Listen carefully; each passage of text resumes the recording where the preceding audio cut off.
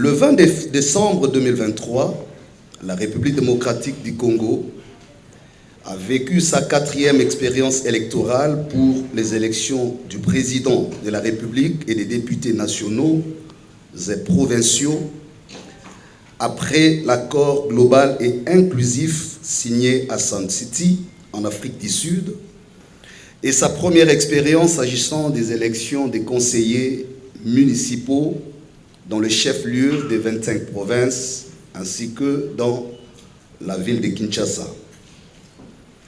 Ici est de préciser également que c'est pour la toute première fois que les Congolais vivant à l'étranger, ce qu'on appelle la diaspora, ont participé à l'élection présidentielle au niveau de 5 pays pilotes. Nous citons l'Afrique du Sud, la France, les États-Unis, la Belgique et le Canada. Ce sont là les pays qui ont servi à cette première expérience que nous pouvons aussi classer dans les registres des innovations de la CENI. En dépit des différents cadres de concertation organisés par la CENI, ce processus électoral s'est déroulé dans un contexte de méfiance entre les différentes parties prenantes. Sur le plan sécuritaire, la MOE a constaté que le décret portant plan opérationnel de sécurisation du processus électoral, lequel publié en 2005, n'a jamais été actualisé par les gouvernements congolais. Aucune information n'a été donnée au sujet du financement de la sécurisation du processus électoral. En outre, l'insécurité dans les territoires des Massissi et des Rutshuru, nous sommes là dans la province du Nord Kivu, et même du côté ouest, notamment à Kwamut, le territoire dans la province de Mai-Ndombe, ont été privés, et donc les citoyens vivant dans cette partie du pays n'ont pas pu participer aux élections. Contrairement au scrutin de 2011 et 2018, les SMS, voire l'Internet, n'ont pas été coupés. C'est pourquoi nous félicitons à la fois les gouvernements qui en assurent la régulation. Grâce à cela, la CENI a pu faire son travail tranquillement et même les parties prenantes, en l'occurrence notre MOE, pour remonter en temps réel les données électorales jusqu'au niveau de la centrale.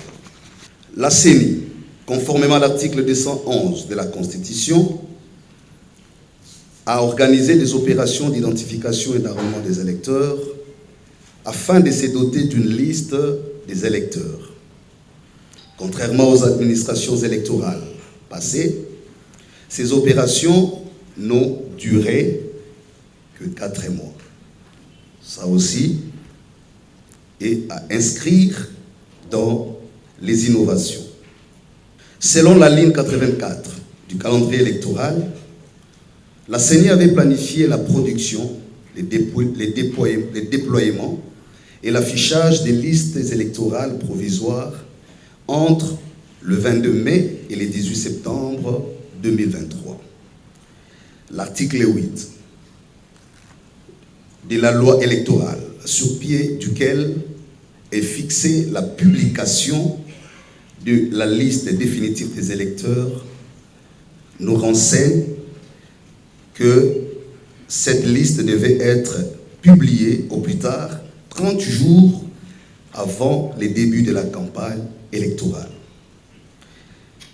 Elle est rendue disponible sur le site internet de la CENI et affichée pour consultation 15 jours avant la date du scrutin au bureau de l'antenne. Par sa décision numéro 111/CENI/AP/2023 du 5 octobre 2023 portant publication de la liste électorale provisoire des électeurs, la CENI, ce qui a été constaté, n'a pas respecté son propre calendrier. Jusqu'au jour du vote, la MOE Senco SCC n'a pas été au courant d'une quelconque décision de la CENI publiant la liste définitive des électeurs. Par contre, la CENI restait ouverte et restait ouverte, ça nous les saluons, vis-à-vis de la MOE, au point que, donnant suite au communiqué numéro 008 MOE SCC Senco octobre 2023 du 30 octobre 2023 a rendu la cartographie des bureaux de vote téléchargeables et imprimables à partir de son site. En outre, tout en laissant la CENI la liberté de fixer les jours et l'heure du vote, le législateur donne une indication claire et précise de la plage durant laquelle la CENI devait déterminer l'heure du début et de la fin du vote, soit entre 6h et 17h. En sus, la CENI informe qu'aucun bureau de vote ne devrait ouvrir après cette date. Les communiqués sous-évoqués ont le mérite d'assurer l'inclusivité et l'égalité du vote. Cependant, ils soulèvent quelques préoccupations. En effet, ces communiqués modifient le calendrier électoral qui a prévu la tenue des scrutins le 20 décembre 2023. Il va sans dire qu'à leur place, la CENI aurait pu et dû prendre une décision modifiant la décision numéro 044/CENI/AP/22 du 26 novembre 2022 portant publication du calendrier du processus électoral 2022-2027 relatif aux élections présidentielles, législatives, provinciales, urbaines, municipales et locales. Sur les fonds, l'organisation des scrutins après le 20 décembre 2023 est en contradiction à l'analyse juridique de la MOE avec certaines dispositions pertinentes de l'article 52 de la loi électorale qui précise que le vote devrait avoir lieu un dimanche ou un jour férié. Ici, la journée du 21 décembre 2023 n'est ni un dimanche ni un férié. Il est urgent que les instances habilitées évaluent la légalité des opérations de vote qui se sont déroulées la journée du 21 décembre 2023. Par ailleurs, le vote s'est étalé jusqu'au 27 décembre 2023, alors que le communiqué 084 si haut évoqué énonce clairement qu'aucun bureau de vote ne devrait ouvrir après le 21 décembre 2023. Il est donc question de savoir quel sort la CENI et d'autres instances habilitées réservent aux suffrages recueillis après le 21 décembre 2023. La Constitution de la République démocratique du Congo confère à la Commission électorale nationale indépendante, donc CENI en sigle, le pouvoir de l'organisation du processus électoral en RDC, notamment d'enrôler les électeurs, de tenir les fichiers électoraux, de planifier et conclure les opérations de vote, de dépouillement et de tout référendum. Par sa décision numéro 044/CENI/AP/2022 du 20 novembre 2022, la CENI a publié le calendrier du processus électoral 2027 concernant les élections présidentielles, législatives, provinciales, urbaines, municipales et locales. Ce calendrier prévoyait la tenue des scrutins combinés du président de la République, des députés nationaux et provinciaux, ainsi que des conseillers municipaux, au jour du 20 décembre 2023. Ce calendrier a eu le mérite, et ça nous félicitons, de caler la tenue des élections générales dans le respect des délais des différents mandats des élus tels que déterminés par la Constitution.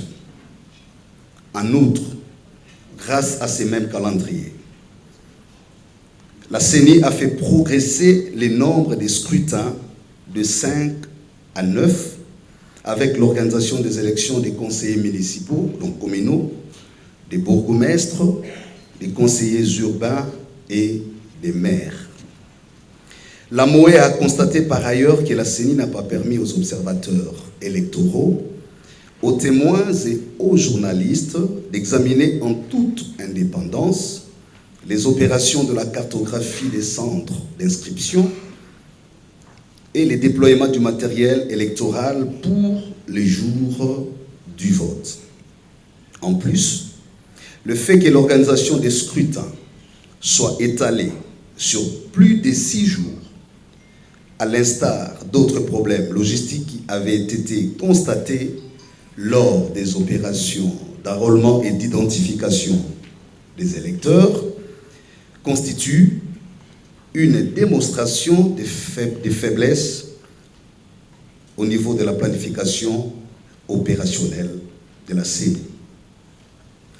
Hormis la formation des chefs des centres et des présidents formateurs qui a été organisée au niveau des antennes, celle des autres membres des bureaux de vote et de dépouillement, donc au niveau des antennes, on appelle les 1BVD en sigle, prévu du 14 au 18 décembre 2023, à travers les différents centres de vote, a été remplacé carrément par des simples briefings, et ceci jusqu'au jour du vote.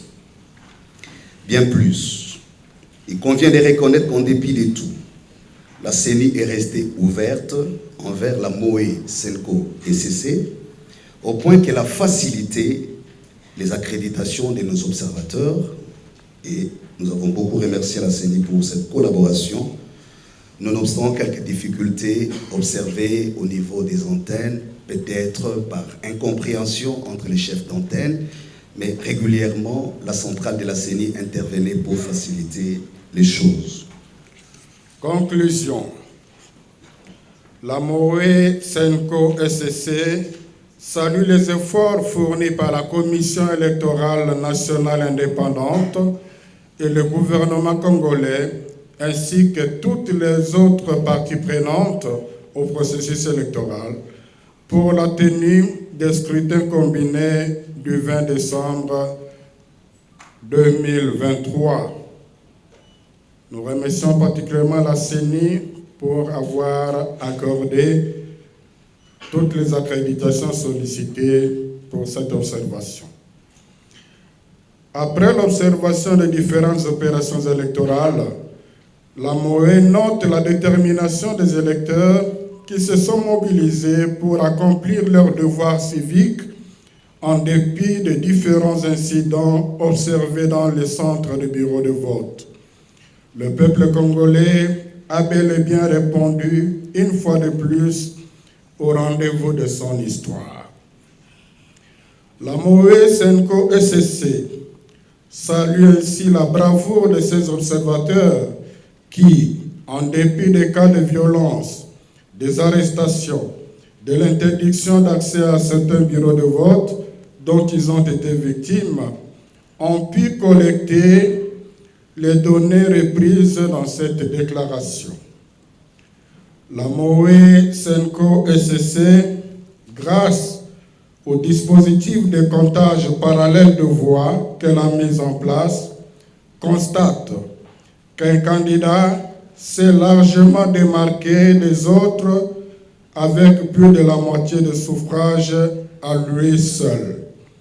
Cependant, elle a documenté de nombreux cas d'irrégularité susceptibles d'affecter l'intégrité des résultats des différents scrutins à certains endroits. La MOE met de ce fait à la disposition de toutes les parties prenantes un document annexe reprenant ces irrégularités documentées.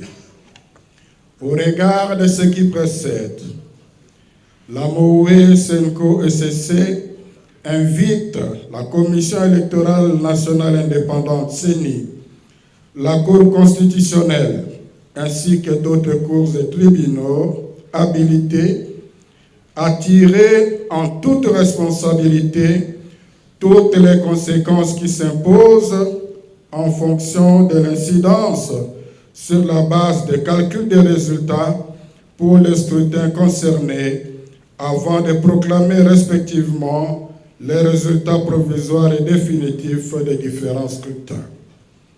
Eu égard aux conditions dans lesquelles les scrutins se sont déroulés, la MOE demande particulièrement à la CENI, pour rassurer les différentes parties prenantes, de préciser le nombre de bureaux de vote qui ont ouvert le 20 décembre 2023 et ceux qui ont ouvert après cette date, en informant aussi sur le nombre de bureaux de machines à voter et de bulletins qui ont été utilisés régulièrement. L'acceptation des résultats par les parties prenantes passe aussi par le respect des dispositions pertinentes de l'article 71 de la loi électorale. Cela étant, la MOE exhorte la CENI à ne publier les résultats provisoires que sur la base des résultats consolidés dans tous les centres locaux de compilation des résultats, CLCR. La prise en compte des irrégularités documentées par les instances si haut citées constitue un gage pour l'acceptation des résultats par le public et pour garantir au mieux la paix, la cohésion et la stabilité en République démocratique du Congo. Je vous remercie.